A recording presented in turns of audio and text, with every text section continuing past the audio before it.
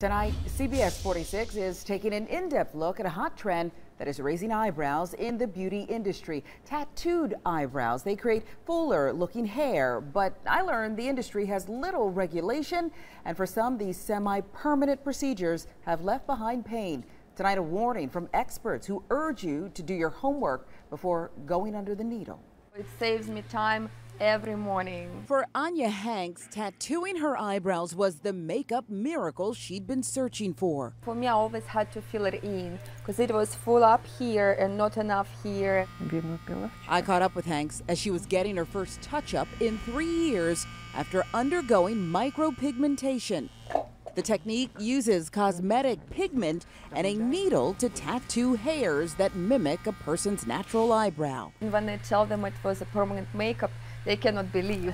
I don't know how we got into a conversation about me complaining about my lack of eyebrows. From Hollywood, where actresses like Lena Dunham are sharing their brow transformations to trending hashtags on social media.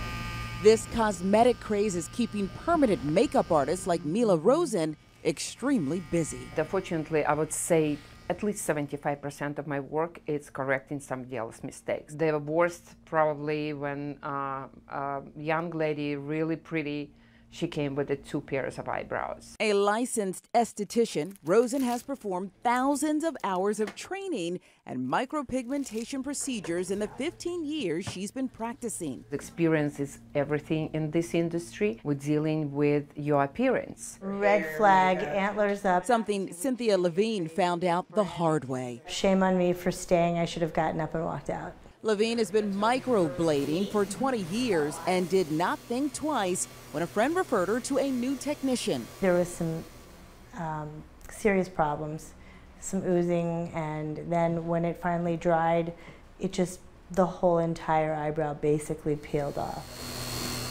The cleanliness and hygiene of a brow studio are regulated by each county's individual health department.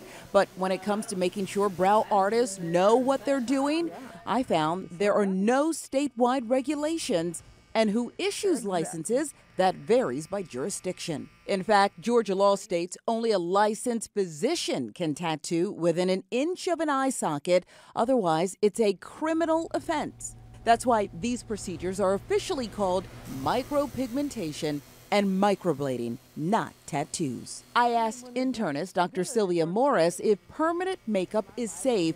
She tells me while complications are not common, there are risks. Scarring, infection, as well as keloiding, and then also there can be tiny, what we call kind of interdermal lesions, so you get these tiny hard spots in the skin. So that's why it's important to know that where you're going, they're licensed, you have people who know exactly what they're doing so that we can be careful as to not spread disease.